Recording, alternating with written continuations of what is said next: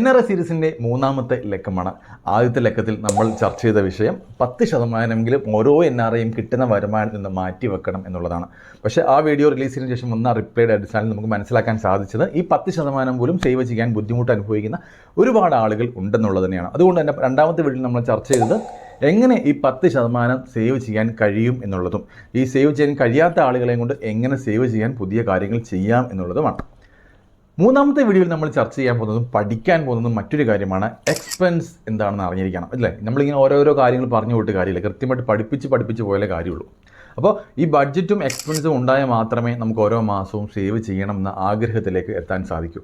ആ ആഗ്രഹം കുറച്ചുകൂടി ബാക്കിയാണ്. ഈ വീഡിയോയ്ക്ക് ശേഷം പലർക്കും ഒരു പുതിയ ലൈഫ് ഉണ്ടാകുമെന്നും ജീവിതത്തിൽ തന്നെ വലിയ മാറ്റം ഉണ്ടാകുമെന്നും ഞാൻ ആത്മാർത്ഥമായിട്ട് പ്രതീക്ഷിക്കുന്നു. അപ്പോൾ ആദ്യം നമുക്കൊരു എക്സ്പെൻസും ബഡ്ജറ്റും എങ്ങനെ കാൽക്കുലേറ്റ് ചെയ്യാം എന്ന് നോക്കാം.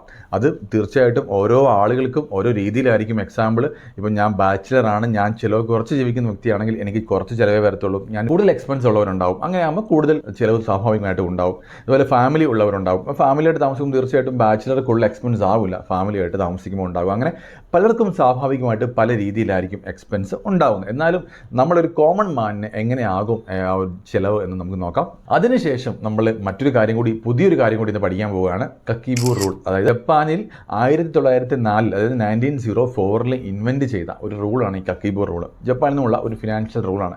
നമ്മൾ പലപ്പോഴും കേൾക്കാറുള്ളത് 50-30-20 റൂളാണ്. ഞാൻ പോലും പല വീഡിയോയിലും പറഞ്ഞിട്ടുണ്ട് ആ റൂളെങ്കിൽ അറ്റ്ലീസ്റ്റ് ഫോളോ ചെയ്യണമെന്ന്. പക്ഷേ മനസ്സിലാക്കാൻ സാധിക്കുന്ന കാര്യം, ഒരു ഇന്ത്യക്കാരനെ സംബന്ധിച്ച്, ഒരു മലയാളിയെ സംബന്ധിച്ച്, പ്രത്യേകിച്ച് ഒരു NRI സംബന്ധിച്ച് ഈ 50-30-20 റൂളൊന്നും നമ്മൾ അതിൻ്റെ പുറകിൽ പോയാൽ ജീവിതത്തിൽ നമുക്കൊന്ന് സേവ് ചെയ്യാനോ ഇൻവെസ്റ്റ് ചെയ്യാനോ ജീവിതം മെച്ചപ്പെടുത്താനോ സാധിക്കില്ല. കാരണം അതൊരു അമേരിക്കൻ സിസ്റ്റമാണ്. അപ്പോൾ നമുക്ക് ആ റൂൾ കംപ്ലീറ്റ്ലി ഇങ്ങോട്ട് എടുത്തിട്ട് കോപ്പി ചെയ്യുക എന്ന് പറഞ്ഞ് വലിയ ബുദ്ധിമുട്ടാണ്. അതുകൊണ്ട് നമുക്ക് കുറച്ചുകൂടി, അതായത് ഒരു ഇന്ത്യക്കാരനെ സംബന്ധിച്ച്, മലയാളിയെ സംബന്ധിച്ച്, പ്രത്യേകിച്ച് ഒരു NRI സംബന്ധിച്ച് കുറച്ചുകൂടി നല്ലത് ഈ കക്കിബോ റൂൾ തന്നെയാണെന്ന് തോന്നുന്നു. എന്തായാലും നമുക്ക് കക്കിബോ റൂൾ എന്താണെന്ന് നോക്കാം. അതിനൊപ്പം എക്സ്പെൻസും ബഡ്ജറ്റും കാൽക്കുലേറ്റ് ചെയ്യാനും കൂടി നമുക്ക് ഈ വീഡിയോയിലൂടെ പഠിക്കാം. അപ്പോൾ വീഡിയോയിലേക്ക് കിടക്കാം. എക്സ്പെൻസ്, ബഡ്ജറ്റ് എന്നീ രണ്ട് കാര്യങ്ങളാണ്. ആദ്യം ഒരു ബാച്ചിലറിനെ എടുക്കുകയാണ് കേട്ടോ. ബാച്ചിലറിൻ്റെ പേര് നമുക്കൊരു ജോൺ എന്ന് കൊടുക്കാം. അപ്പോൾ ജോണിന് ഒരു മാസം ഉണ്ടാകുന്ന ചിലവാണ്. ജോണിൻ്റെ ചിലവാവില്ല മുഹമ്മദിനും രവിക്കും അഹമ്മദിനും ഒക്കെ ഉള്ളത്. കാരണം ഓരോ മനുഷ്യനും ഓരോ വ്യത്യാസങ്ങളിലൂടെ ജീവിക്കുന്നവരാണ്, ഓരോ ലൈഫ് സ്റ്റൈലിലൂടെ ജീവിക്കുന്നവരാണ്. എന്നാലും ജോണിന് ഒരു മാസം എത്രയാണ് എക്സ്പെൻസ് ഉണ്ടാകുന്നതെന്ന് നമുക്ക് നോക്കാം. ഞാൻ നേരത്തെ പറഞ്ഞ പോലെ ഓരോ ആളുകൾക്കും ഓരോ ചിലവാണ് കേട്ടോ. അപ്പോൾ ജോണിൻ്റെ ചിലവുകൾ നോക്കാം. ജോണിന് കൊടുക്കേണ്ട ചിലവുകൾ ഇതൊക്കെയാണ്. ജോണിന് റെൻ്റ് ഉണ്ടായിരുന്നു, ഇലക്ട്രിസിറ്റി ബിൽ അടയ്ക്കണം, ഗ്രോസറീസ്, റെസ്റ്റോറൻറ്റിൽ വല്ലപ്പോഴും ഫുഡ് കഴിക്കാൻ പോകുന്ന ആളാണ്, ഫോൺ ബില്ലും ഇൻ്റർനെറ്റ് ബില്ലും ഉണ്ട്, സ്വാഭാവികമായിട്ടും എല്ലാവർക്കും ഉണ്ടാവും. ജോൺ പുറത്ത് ക്ലോത്ത് അയൺ ചെയ്യാൻ കൊടുക്കുന്ന ആളാണ്, അയണിങ് ബില്ലുണ്ട്. അതുപോലെ ക്ലോത്ത്, ഗാഡ്ജറ്റ്സ്, ട്രാൻസ്പോർട്ടേഷൻ അദ്ദേഹത്തിന് ഉണ്ട്. അതുപോലെ തന്നെ ഫുഡ്, ഈറ്റോട്ട് പുറത്തുനിന്ന് ഫുഡ് കഴിക്കുന്നത്, പിന്നെ മിസ്ലിനിയസ് ഐറ്റംസ് സ്വാഭാവികമായിട്ടും എല്ലാവർക്കും ഉണ്ടാകുന്ന കുറച്ച് കാര്യങ്ങളാണ്. അപ്പോൾ ജോൺ കുറച്ചുകൂടി നിജപ്പെടുത്തി ജീവിക്കുന്ന ആളാണ് കേട്ടോ. മണി ടു ഇന്ത്യ, നാട്ടിലേക്ക് അയക്കേണ്ട ക്യാഷ്, പിന്നെ ലോൺ ഉണ്ട് ജോണിന്, LIC ഉണ്ട് ജോണിന്. അപ്പോൾ ഇതാണ് ജോണിൻ്റെ ബഡ്ജറ്റ്. അപ്പോൾ നിങ്ങൾ ദയവ് ചെയ്ത് നോക്കുക, ആ എക്സൽ ഷീറ്റിൽ 30 ദിവസം നമ്മൾ കൊടുത്തിട്ടുണ്ട്. ഏറ്റവും അവസാനം ടോട്ടലും ഉണ്ട്. അപ്പോൾ ഓരോന്നിന് താഴെ നമുക്ക് ഉണ്ടാകുന്ന ചിലവുകൾ എഴുതി പോകുക. അപ്പോൾ ഫുഡ് ഇന്ന് പുറത്തുനിന്ന് കഴിച്ചെങ്കിൽ ആ ഫുഡ് കഴിച്ചതിന് ചിലവ് എഴുതി വെക്കുക. ചായ കുടിച്ചെങ്കിൽ അതുപോലും അവിടെ നോട്ട് ചെയ്യുക. ഇനിയിപ്പോൾ നമുക്ക് ബാക്കി എന്തെല്ലാം ചിലവുകൾ എക്സ്ട്രാ ഉണ്ടെങ്കിൽ നിങ്ങൾക്കുണ്ടെങ്കിൽ ദയവ് ഇത് ആഡ് ചെയ്ത് പോവുക. ഇതുപോലത്തെ ഒരു എക്സൽ ഷീറ്റ് നിർബന്ധമായും എല്ലാവർക്കും ഉണ്ടാകണം. നിങ്ങൾക്ക് അത് ഫ്രീ ആയിട്ട് വേണമെങ്കിൽ ദയവ് ചെയ്ത് താഴെയുള്ള വാട്സപ്പ് നമ്പറിൽ മെസ്സേജ് അയക്കുക. നിങ്ങൾക്ക് ആ എക്സൽ ഷീറ്റ് പ്രൊവൈഡ് ചെയ്യുന്നതായിരിക്കും. ഇനിയിപ്പോൾ എക്സൽ ഷീറ്റൊക്കെ ഉപയോഗിക്കാത്ത ആളാണെങ്കിൽ നിങ്ങൾക്കൊരു നോട്ട് നിങ്ങളുടെ മൊബൈലിൽ തന്നെ പ്രിപ്പയർ ചെയ്യാം. അല്ലെങ്കിൽ ഒരുപാട് ആപ്ലിക്കേഷൻസ് നിലവിലുണ്ട് ഓരോ എക്സ്പെൻസ് കാൽക്കുലേഷൻ ചെയ്യാൻ, അത് ഉപയോഗിക്കുക. ആ നോട്ട് വേണമെങ്കിൽ നിങ്ങൾ താഴെയുള്ള വാട്സപ്പ് നമ്പറിൽ കോൺടാക്ട് ചെയ്യുക. നിങ്ങൾക്ക് ആ നോട്ടും തരാം, നിങ്ങളൊന്ന് എഴുതി വെക്കുക. ഓക്കെ, അപ്പോൾ ഇത്രയും കാര്യങ്ങളാണ് ജോണിനെ സംബന്ധിച്ചുള്ളത്. ജോൺ ഏകദേശം ഒരു 60,000 രൂപയോളം സാലറി, ഇന്ത്യയിൽ റുപ്പീസ് നോക്കുമ്പോൾ 60,000 രൂപ സാലറി ലഭിക്കുന്ന ഒരു വ്യക്തിയാണ്. 60,000 അതിൻ്റെ സാലറിയാണ്. അതിന് മാറ്റിവെക്കാൻ കഴിയുന്നത് 7,500 രൂപയാണ് ചിലവെല്ലാം കഴിയുമ്പോൾ. ഓക്കെ, അപ്പോൾ ജോണിന് അതൊക്കെ മാറ്റിവെക്കാൻ കഴിയുന്നുണ്ട്. അപ്പോൾ ഓരോരുത്തരും ദയവ് ചെയ്ത് ഇതുപോലത്തെ എക്സ്പെൻസ് കാൽക്കുലേറ്റ് ചെയ്യുക, ശേഷം ബഡ്ജറ്റ് ഉണ്ടാക്കുക. ഇനി നമുക്ക് ഫാമിലിയായിട്ട് താമസിക്കുന്ന ഷബീർ എന്ന വ്യക്തിയുടെ ചിലവ് കൂടി പരിശോധിക്കാൻ പോവുകയാണ്. നമുക്ക് അതിലേക്ക് കിടക്കാം. നേരത്തെ പറഞ്ഞ പോലെ തന്നെ പല ആളുകൾക്കും പല രീതിയിലുള്ള ചിലവാണ്.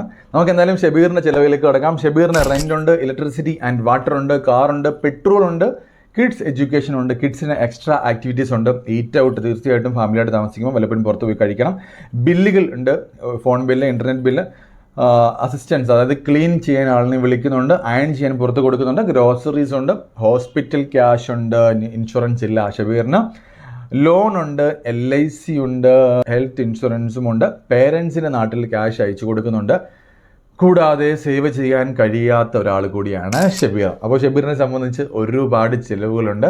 ടൈറ്റായിട്ട് ജീവിക്കുന്ന ഒരു വ്യക്തിയാണ്. ചിലവ് ഒരുപാടുള്ളത് കൊണ്ട്, ഫാമിലി ഉള്ളത് കൊണ്ട് സ്വാഭാവികമായിട്ടും ചിലവ് കൂടുതലാണ്.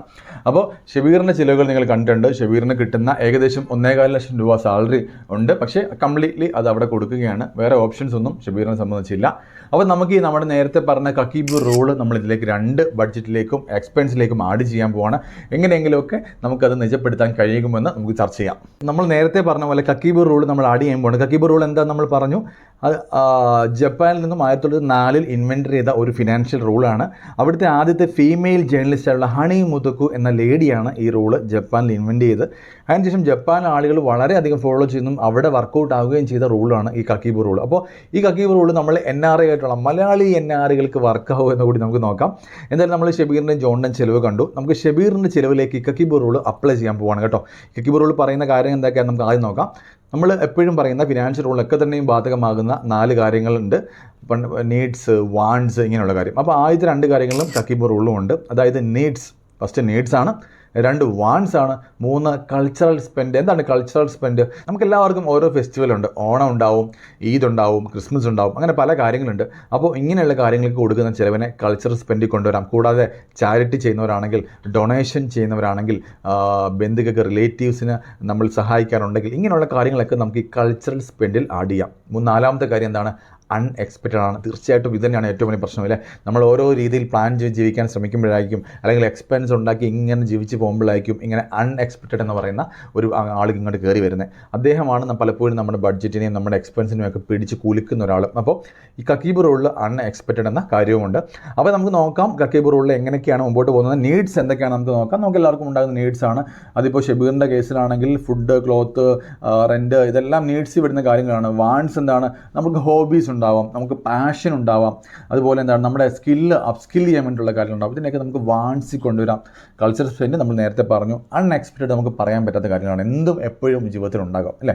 അപ്പോൾ അതിന് പ്രത്യേകിച്ച് നമുക്കൊന്നും പറയാൻ സാധിക്കില്ല. അപ്പോൾ ഇത്രയും കാര്യങ്ങളാണ് തീർച്ചയായിട്ടും കക്കീബ് റൂളിൻ്റെ ആദ്യത്തെ കാര്യത്തിൽ പറയുന്നത്. അപ്പോൾ നമുക്ക് ഷബീറിൻ്റെ കാര്യത്തിൽ നമ്മൾ ഈ മൊത്തം എക്സ്പെൻസിൽ, ബഡ്ജറ്റിൽ വാണ്ട്സ് എന്താണെന്നും നീഡ്സ് എന്താണെന്നും കൾച്ചറൽ സ്പെൻഡ് എന്താണെന്നും ഒക്കെ നമുക്ക് മനസ്സിലായിട്ടുണ്ട്. അൺഎക്സ്പെക്റ്റഡ് മാത്രമേ ഉള്ളൂ നമ്മൾ ഷബീറിൻ്റെ ബഡ്ജറ്റ് ഉൾക്കൊള്ളിക്കാവുന്ന കാര്യം. അപ്പോൾ നമുക്കത് നിർവചിക്കാൻ കഴിയില്ല. കാരണം എപ്പോഴാണ് ഒരു ജീവിതത്തിലേക്ക്, ഒരാളുടെ ജീവിതത്തിലേക്ക് ഈ അൺഎക്സ്പെക്റ്റഡ് കയറി വരുന്നത് നമുക്കറിയില്ല. എനിവേ, കക്കീബ് റൂളിൽ പറയുന്നത് ഈ 4 കാര്യങ്ങൾക്കും വേണ്ടിയിട്ട് എത്ര ശതമാനമാണ്? 50%. നമ്മുടെ വരുമാനത്തിൻ്റെ ടാക്സ് കഴിഞ്ഞുള്ള തുക 50% മാത്രമേ നമ്മൾ ഈ കാര്യങ്ങൾക്ക് വേണ്ടി ചിലവാക്കാൻ പറ്റൂ എന്നുള്ളതാണ്. അതായത് നമുക്കൊരു 1 ലക്ഷം രൂപ സാലറി കിട്ടുന്ന വ്യക്തി 50,000 രൂപ അദ്ദേഹം ഈ പറഞ്ഞ 4 കാര്യം കൊണ്ട് മാറ്റി വെക്കണം. ബാക്കി വരുന്ന 50% തുക അത് എന്ത് ചെയ്യണം എന്നാണോ, അത് 25% ഷോർട്ട് ടൈം പീരീഡിലേക്ക് ഇൻവെസ്റ്റ് ചെയ്യണം. ബാക്കി വരുന്ന 25% ലോങ് ടൈം പീരീഡിലേക്ക് ഇൻവെസ്റ്റ് ചെയ്യണം. കക്കീബ് റൂളിൽ ആളുകൾ ജപ്പാനിൽ ഇൻവെസ്റ്റ്മെൻറ്റ് എന്നുള്ളത് പുതിയ കാര്യമാണെങ്കിൽ പോലും സേവിങ് ആയിരുന്നു അവർ അന്ന് നോക്കിയിരുന്നത്. അതായത് 50% അവർ ഈ കക്കീബ് റൂൾ പ്രകാരം ഇതിലേക്കെല്ലാം needs, want, cultural spend, unexpected ഒക്കെ വേണ്ടി മാറ്റി വെച്ചിട്ട് ബാക്കി 50% അവർ short time period, long time period എന്ന 2 രീതിയിലേക്ക് ഡിവൈഡ് ചെയ്തിട്ട് അതിലേക്ക് മാറ്റിവെച്ചു. അന്നത്തെ കാലത്ത് 1904 എത്രയോ വർഷങ്ങൾക്ക് മുമ്പ് അല്ലേ, നൂറ്റാണ്ടുകൾക്ക് മുമ്പ് അവർ ഈ പ്രവൃത്തി ചെയ്തു. നമ്മൾ ഇപ്പോഴും ഇത് പഠിച്ചുകൊണ്ടിരിക്കുകയാണ് വിട്ടിരുന്നത് അല്ലേ. അപ്പോൾ ഈ ഒരു റൂളിലേക്ക്, കക്കീബ് റൂളിലേക്ക് നമ്മൾ മറ്റൊരു റൂൾ കൂടി ആഡ് ചെയ്യുകയാണ്.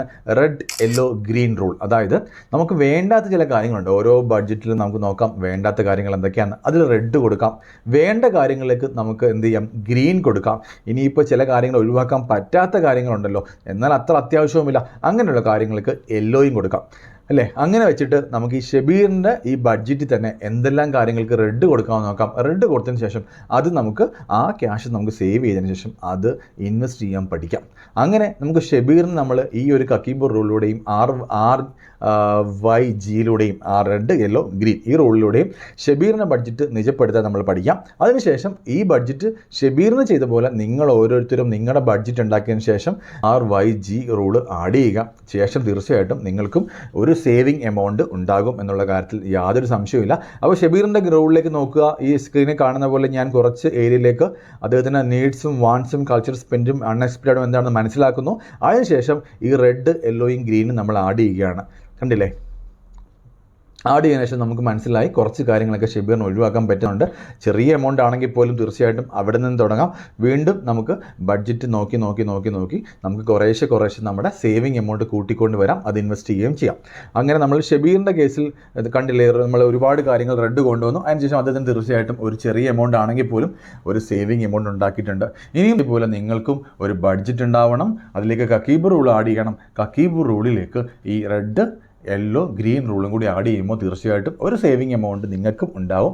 ആ എമൗണ്ട് മാറ്റി വെക്കുക, അത് ഇൻവെസ്റ്റ് ചെയ്യുക. ലോങ് ടൈമിലേക്കും ഷോർട്ട് ടൈമിലേക്കും ഇൻവെസ്റ്റ് ചെയ്യണം. കാരണം എന്താണ്, ഷോർട്ട് ടൈം എന്ന് പറയുമ്പോൾ ഒരു അത്യാവശ്യത്തിന് വേണ്ട കാര്യമാണ് ഷോർട്ട് ടൈം പീരീഡിലേക്കുള്ള നിങ്ങളുടെ ഇൻവെസ്റ്റ്മെൻറ്റ്. ലോങ് ടൈം എന്ന് പറയുമ്പോൾ വലിയ കാര്യങ്ങൾ, അതായത് കുട്ടിയുടെ എഡ്യൂക്കേഷൻ, വീട് വെക്കുക, ഇങ്ങനെയുള്ള കാര്യങ്ങൾക്ക് വേണ്ടി ലോങ് ടൈമിലേക്ക് നമുക്ക് മറ്റൊരു ഇൻവെസ്റ്റ്മെൻറ്റും ഉണ്ടാകണം.